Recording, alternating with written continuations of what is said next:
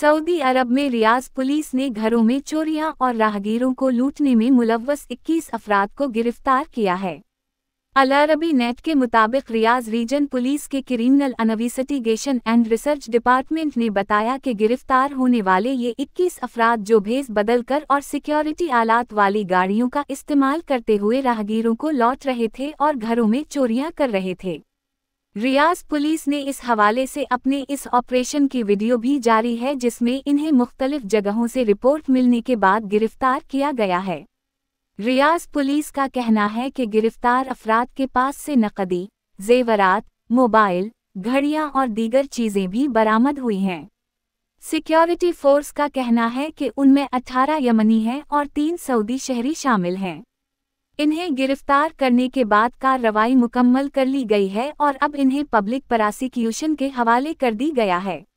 ये है रेडियो जीवे पाकिस्तान डिजिटल।